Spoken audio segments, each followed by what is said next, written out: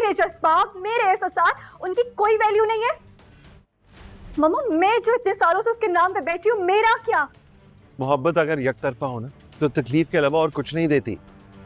और वैसे भी मैं किस आप कह दीजिए आंटी से, आप कह दीजिए उनसे कि वो ये ज्यादती मेरे साथ नहीं कर सकती। आके कहने लगी कि जितनी रकम चाहे इसमें भर लो, बदले में हमजा का पीछा छोड़।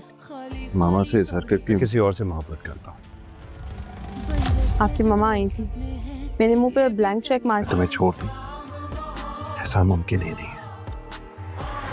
उम्मीद नहीं थी मुझे, तुम्हारा हाथ छोड़ने के लिए नहीं थामा मैंने अली से। मैं आप लोगों को अपना फैसला सुना चुका हूँ। अगर आप लोग मेरी खुशी में शामिल होंगे तो मुझे अच्छा लगेगा, वरना सोच लें आप लोग। सब ठीक कर दूंगा। आपको मुझ पे यकीन नहीं?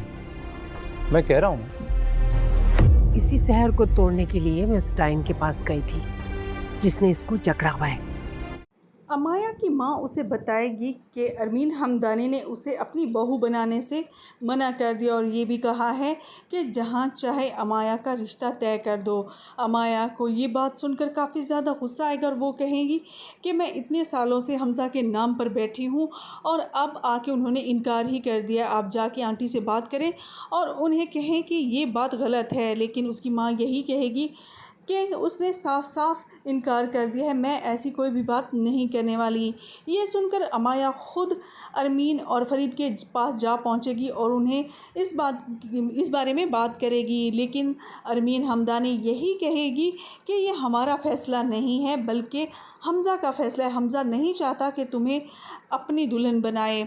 ये सुनकर अमाया हमज़ा के पास ही चली जाएगी और उसे कहेगी कि ये मैं क्या सुन रही हूँ। तो हमज़ा उसकी बात सुनकर कहेगा कि एक तरफ़ा मोहब्बत कुछ भी नहीं होती, तुम किसी अच्छे लड़के से देखकर शादी कर लो और मेरा ख्याल अपने दिल से निकाल दो, क्योंकि मैं वैसे ही किसी और लड़की को पसंद करता हूँ।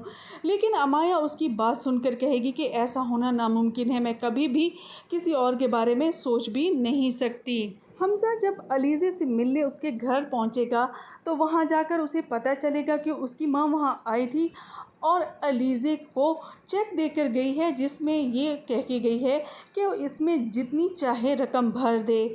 अलीज़े की बात सुनकर हमज़ा काफ़ी ज़्यादा हैरान होगा और यही कहेगा कि उसकी माँ से उसे ये तवक्को नहीं थी कि इस किस्म की हरकत करेगी। लेकिन अलीज़े उसे कहेगी कि वो उसका ख्याल अपने दिल से निकाल दे, क्योंकि उसके घर वाले इस शादी के लिए बिल्कुल भी रज़ामंद नहीं होंगे।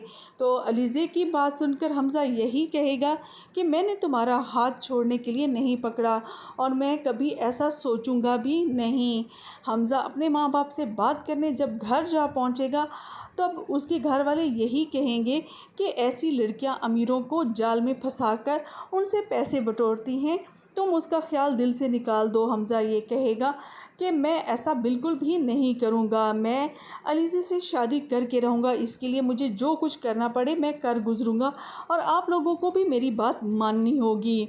ये कहकर तो हमज़ा चला जाएगा। लेकिन अरमीन काफ़ी ज़्यादा परेशान होगी तो सिकंदर उसे तसल्ली देते हुए कहेगा कि मैं सब कुछ ठीक कर दूँगा, मैं हमज़ा को समझाऊँगा। लेकिन हमज़ा उसके